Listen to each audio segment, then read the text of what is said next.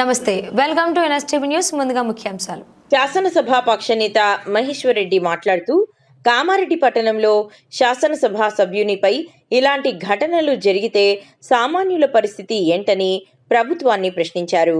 కాంగ్రెస్ గుండాలపై చర్యలు తీసుకోకుండా బీజేపీ కార్యకర్తలపై కేసులు పెట్టారని, రాష్ట్రంలో పూర్తిగా లా అండ్ ఆర్డర్ గతి తప్పింది, దానికి పూర్తి బాధ్యత ముఖ్యమంత్రి రేవంత్ రెడ్డి వహించాలన్నారు.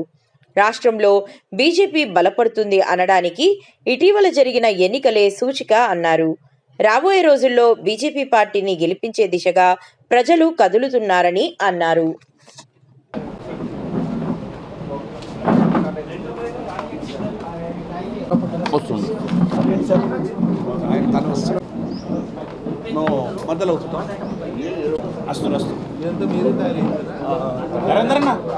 ఛానల్ బంద్ చేసి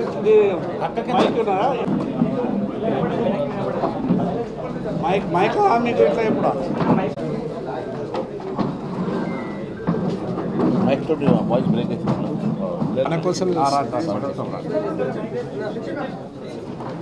పోతుంది, దాంట్లో రిసౌండ్ వస్తుంది కాబట్టి ఇది క్యాచ్ కాదు. ఓకే, కొంచెం బీజేపీ సమావేశాన్ని కామారెడ్డి వెంకటరమణారెడ్డి గారు ఎమ్మెల్యే క్యాంప్ ఆఫీసులో నిర్వహించడం, అనేక అంశాలు చర్చించి, మరి ఇప్పుడే మిత్రులు పాయల్ శంకర్ గారు చెప్పినట్టుగా ఈ 3-4 అంశాల మీద చర్చించి ఒక రిజల్యూషన్ తీయడం జరిగింది.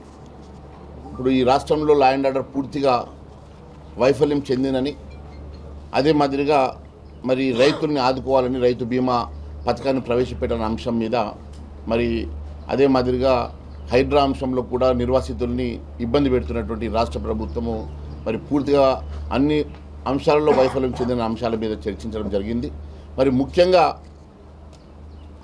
మొన్న జరిగినటువంటి కామారెడ్డిలో జరిగినటువంటి ఘటన, ఈరోజు ఒక శాసనసభ్యునికే సెక్యూరిటీ అంశం లోపల ఈ రకమైనటువంటి పరిస్థితి ఉంటే సామాన్యుల పరిస్థితి ఏ రకంగా ఉంటుందో ఒకసారి ఆలోచన చేయాలి.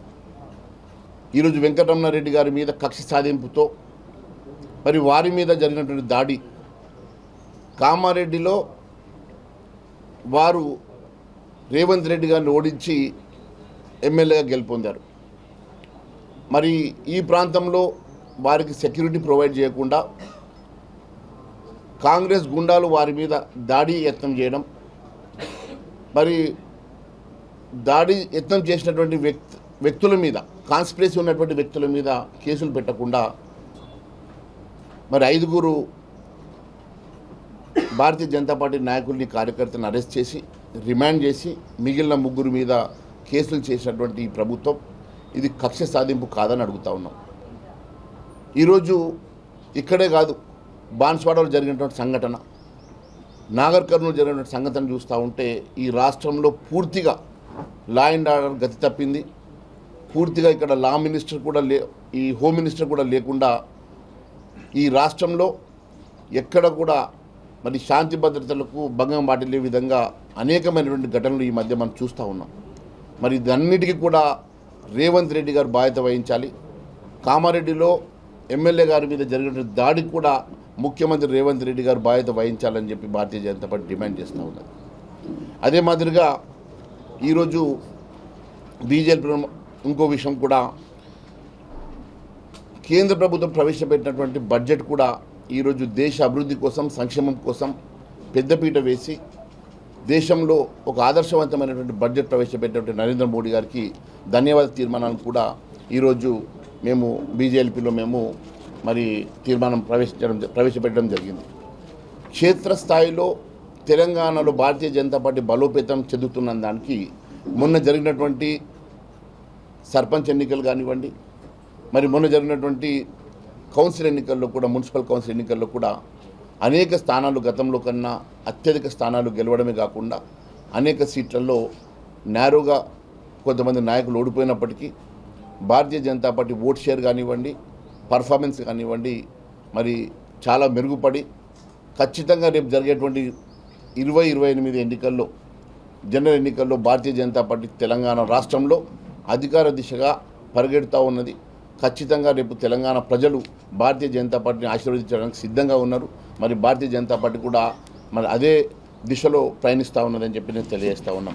అంతేకాకుండా ఈరోజు ఒకవైపు వెంకటరమణారెడ్డి గారిపై దాడి, మరోవైపు ఇక్కడికి మేము పరామర్శించడానికి వారిని కలవడానికి వస్తామంటే 2 రోజుల పాటు మా ఎమ్మెల్యేలని, ముఖ్యంగా మా రాష్ట్ర అధ్యక్షుడు రామచంద్రరావు గారిని ప్లస్ నన్ను, నాతో పాటు మా ఎమ్మెల్యేని, ఎంపీని కూడా హౌస్ అరెస్ట్ చేసి 48 గంటల పాటు మమ్మల్ని ఇంటి నుంచి బయటకు వెళ్లకుండా మరి పోలీస్ ప్రహార పెట్టేసి మమ్మల్ని హౌస్ అరెస్ట్ చేయడం ఇది దారుణం. గతంలో ఎప్పుడు ఇలాంటి మరి అంశం చూడలేదు. హౌస్ అరెస్ట్ అంటే ఒక 4-5 గంటలు 5-6 గంటలు హౌస్ అరెస్ట్ చేసి సాయంత్రం 4 గంటలకు వదిలేసేవారు.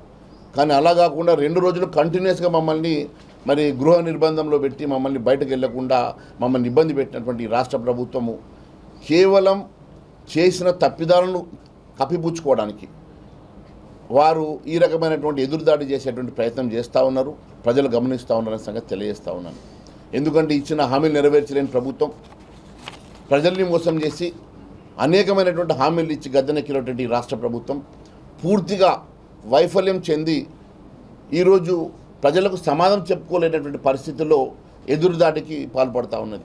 మరి ఈ రకమైనటువంటి మరి ప్రజలు గమనిస్తూ ఉన్నారు ఈ రకమైనటువంటి ఎదురుదాడిని. 6 గ్యారంటీలకు చట్టబద్ధత కల్పిస్తా అని చెప్పినటువంటి రేవంత్ రెడ్డి గారు ఈరోజు 6 గ్యారంటీలకు చట్టబద్ధత కాదు కదా, ఇచ్చినటువంటి హామీలు కూడా నెరవేర్చలేనటువంటి పరిస్థితిలో ఈరోజు రాష్ట్రం దివాలా తీసే పరిస్థితిలో నడిపిస్తున్నటువంటి ప్రజలు గమనిస్తూ ఉన్నారు. మేము ఒకటే అడుగుతూ ఉన్నాం, మీరు ఇచ్చిన హామీలు నెరవేర్చినప్పుడు మీకు అధికారంలో ఉండేటువంటి కనీస నైతిక బాధ్యత మీ మీద ఉన్నదా? మీరు ఇచ్చిన హామీలు నెరవేర్చలేదు, తప్పుడు హామీలు ఇచ్చిండ్రు, అనేకమైనటువంటి తప్పుడు మేనిఫెస్టో తోటి ఈరోజు ప్రజలకు మ్యాండేట్ అడిగినటువంటి ఈ ప్రభుత్వం ఇచ్చిన హామీలు నెరవేర్చినప్పుడు మీరు అధికారంలో కొనసాగేటువంటి నైతిక హక్కు మీకు ఉన్నదా అని చెప్పేసి మేము అడుగుతూ ఉన్నాం. మరి అదేవిధంగా రాష్ట్రంలో హోంశాఖ ఈరోజు రేవంత్ రెడ్డి గారి చేతిలో ఉన్నదా లేకుంటే ఓవైసీ బ్రదర్స్ చేతిలో ఉన్నదా? ఈరోజు ప్రజలకు అనుమానాలు వస్తూ ఉన్నాయి. బాన్సువాడలో జరిగినటువంటి సంఘటనలో ఒక ముస్లిం మైనార్టీ యువకుడు ఒక హిందూ అమ్మాయి మీద అసభ్యంగా ప్రవర్తించి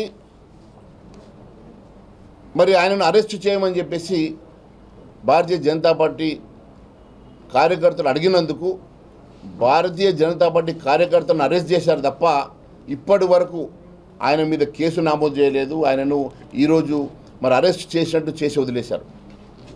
అంటే కేవలం ఎంఐఎం ఒత్తిడికి లొంగి ఏ వ్యక్తి అయితే హిందూ అమ్మాయి మీద అసభ్యంగా ప్రవర్తించిండు ఆయన మీద అరెస్టు చేయకుండా రిమాండ్కి పంపకుండా అడిగిన పాపానికి భారతీయ జనతా పార్టీ నాయకుల్ని దాదాపు 13 మంది నాయకుల్ని మరి ఈరోజు రిమాండ్కి పంపడమే కాకుండా అనేక మంది మీద ఈరోజు మరి అబ్స్కాండింగ్లో ఉన్నటువంటి వారి మీద కేసులు పెట్టి ఇబ్బంది పెట్టేటువంటి ప్రయత్నం జరుగుతూ ఉందంటే ఇది కేవలం ఓవైసీ బ్రదర్స్ ఒత్తిడి వల్లనే జరుగుతూ ఉన్నది.